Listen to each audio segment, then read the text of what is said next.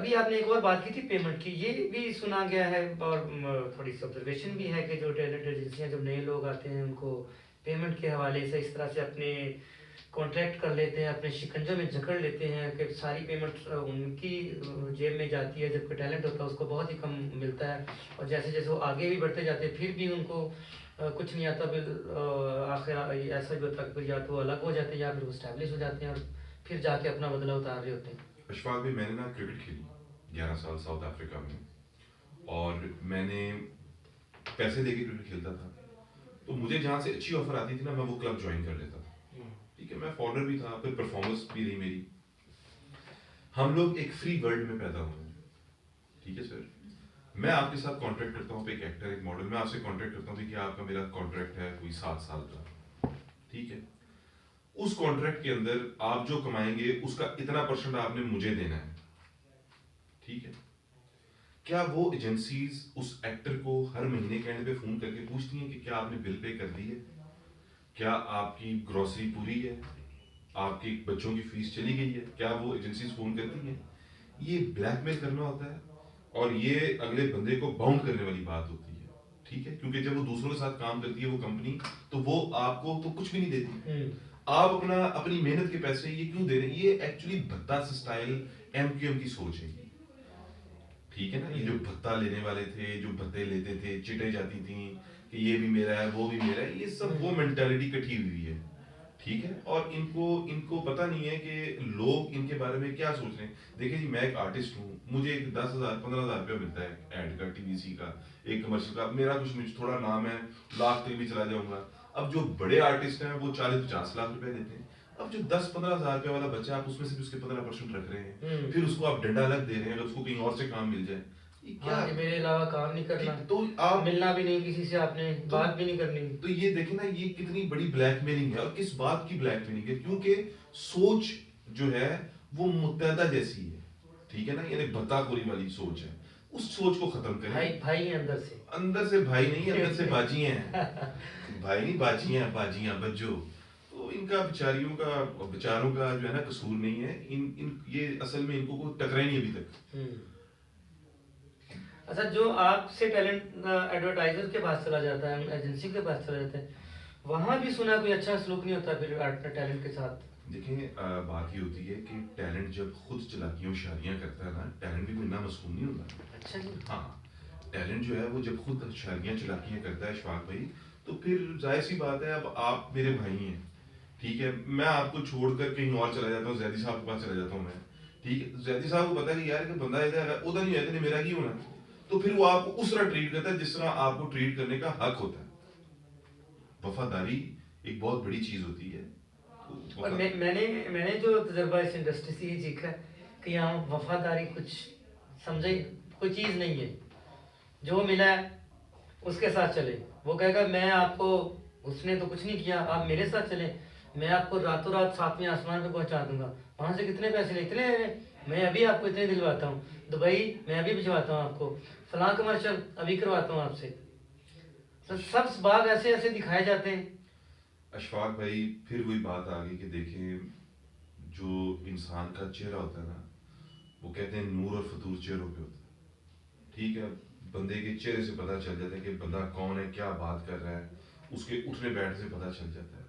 तो ये I think अब ये जो दुबई वाला सीन है, अब तो लोग खुद ही चले जाते हैं उनकी माशाल्लाह, आप ही चले जाओ, उनको एजेंट्स की जरूरत नहीं है, वो खुद उनकी माशाल्लाह हाँ, इतनी, वो अब कोई वो सिस्टम नहीं रहा। तो दुबई वालों ने वैसे भी आज़ादी दे दी आज़ादी दे है। दी, उन्होंने कहा आओ खोलो डुल के आओ। ठीक है, तो ये चीज़ें हैं, इस पे हम क्या कर सकते हैं?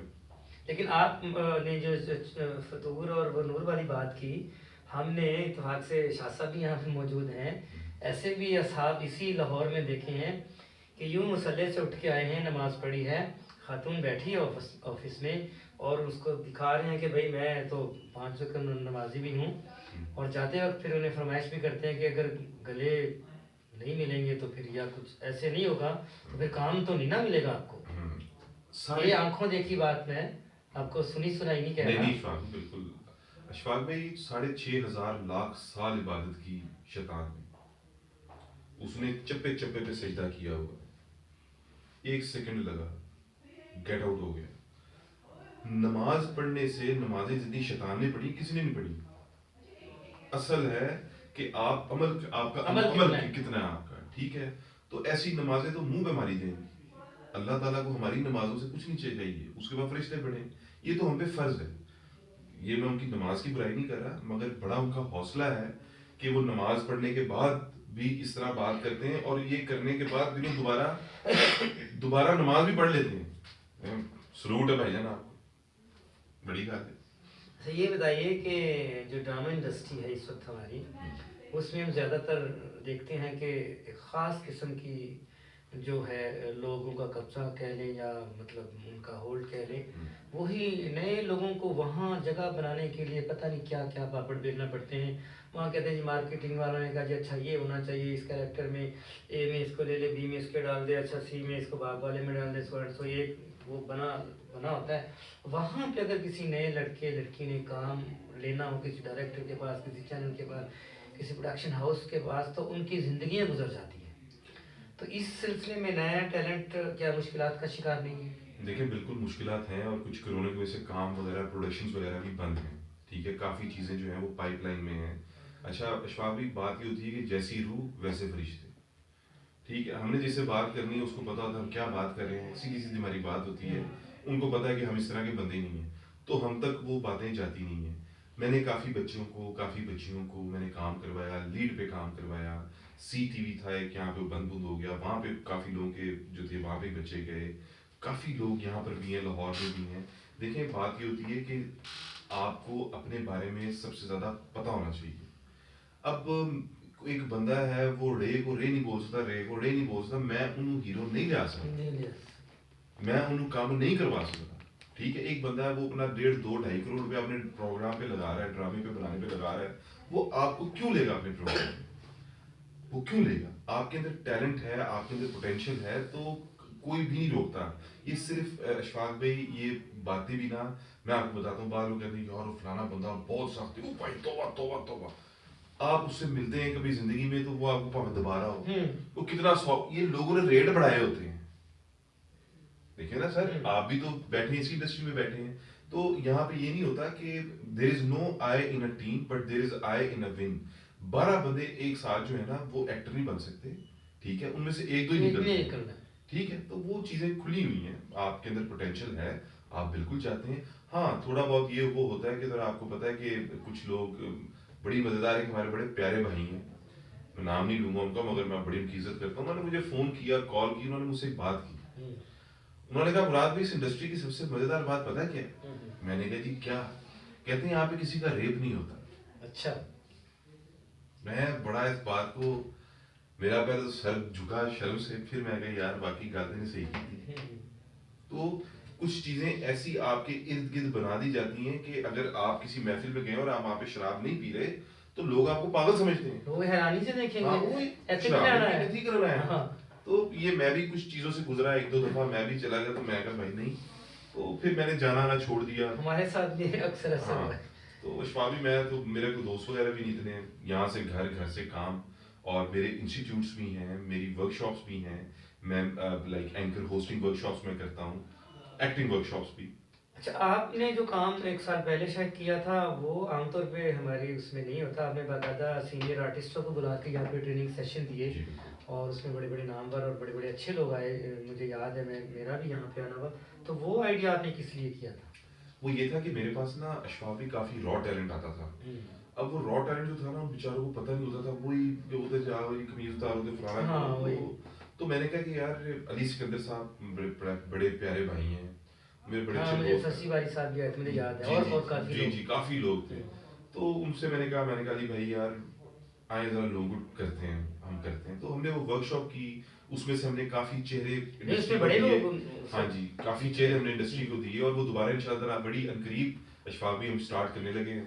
कुछ अली भाई की मसरूफियात हैं, तो उसके बाद इंशाल्लाह हम स्टार्ट अली करते भाई हैं। फिल्में भी कर रहे हैं, ड्रामे भी कर रहे हैं, कमर्शियल में भी आ रहे हैं। शुक्र अल्हम्दुलिल्लाह, हैं? अली भी बड़े प्यारे हैं, अली भी बेहतरीन इंसान अच्छा हैं। ये बताइए कि आपकी एजेंसी से अब तक कुछ जो नामवर लोग निकले वो कौन कौन है जो इस वक्त इंडस्ट्री में काम कर रहे हैं, लड़कियों में लड़कों में?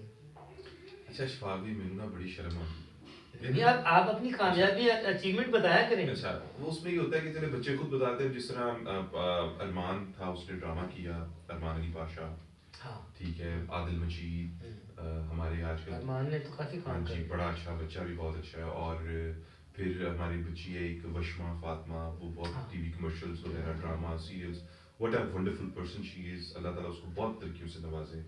बहुत अच्छी बच्ची है। आदिल मजीद लड़का है। आदिल मजीद तो जिस दिन मुझसे मिला है उसी दिन उसको मैंने अगले दिन टीवीसी करवा दिया, तो उसने भी हमारे साथ बड़ा काम किया। और बड़े नाम है, बड़े लोग हैं, काफ़ी बच्चे बच्चे हैं। तो जो नए लोग आना चाह रहे हैं इस फील्ड में और जिन्हें कोई रास्ता नहीं मिलता, जिन्हें ये भी नहीं पता कि लाहौर में कोई 422 है या कोई और है, तो वो कैसे आप उनको गाइड करेंगे, क्या मशवरा देंगे? देखिए, पौड़ियाँ लथड़ियाँ के सामने में बैठे हैं, ठीक है।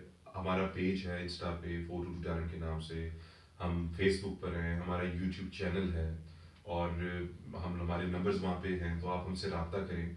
और मैं मुझसे डायरेक्टली आप रब्ता करें। बिलाल होता है, इरम है, मालिका हमारी एमडी है, ठीक है, उससे आप रब्ता करें। Like bunch of serious people. तो इंशाल्लाह ताला कोई प्रॉब्लम्स नहीं है, कोई इश्यूज नहीं है। और हमारे पास जो भी आता है वो भले उसको काम मिले ना मिले, मगर वो हमसे रास्ते में जरूर रहता है, प्यार करते हैं लोग। और वो पुरसकून होकर यहाँ से जाता है, और टेंशन लेके नहीं जाएगा। टेंशन कहाँ से मिलेगी? जिनके साए तले बैठे हैं वो बेशक। टेंशन नहीं देते, वो सुकून देते हैं। बाकी वो तो इज़्ज़ो मंतशा, वो तो ज़िलो बेशक। मंतशा। आबिद भाई, अपना अशफाक भाई, कहने का मतलब ये है कि मैं खुद एक बेटी का बाप हूँ, मेरा खुद एक बेटा है। लोगों के जो यहाँ पर आते हैं वो भी किसी के बेटा होते हैं, वो भी किसी के बहन भाई होते हैं। हम किसी बहन बेटी के साथ, किसी के बेटे भाई के साथ अच्छा सलूक करेंगे तो कल को हमारे साथ भी होगा। वरना अल्लाह ताला इसी दुनिया में इंसान को अजाब और अंजाम किसी दिखा न के किसी भेजता सूरत है। में दिखा देता है। बिल्कुल, सही बिल्कुल है। ऐसे ही। शाह जी, बहुत ही अच्छा लगा और बड़ा ही मज़ा आया आज। बिल्कुल ही डिफरेंट गुफ्तगू और आपकी शख्सियत के ऐन मुताबिक आपने उससे बढ़कर हमें जो मालूमात फराहम की, आपका बहुत शुक्रिया। इंशाल्लाह फिर भी आपसे मुलाकात रहेगी। अशफाक भाई, वैसे तो मौला कहते हाफिज़। कोरोना में हाथ ज़रा फासला रखना चाहिए, लेकिन आप जैसे इंसान के बहुत करीब आना चाहिए। Thank you. और आपको पता है कि आज से बहुत साल पहले एक गाना भी आ गया था कि फूल भी हो दरमियाँ तो फासले हुए। अरे वाह। हमारा दिमाग वहीं पड़ा। अरे वाह, अशफाक भाई, बहुत सलामत शुक्रिया। रहे अल्लाह आप, जीते। हाफ़िज़। Thank thank you. यू। नाज़रीन, बहुत शुक्रिया। अस्सलाम वालेकुम।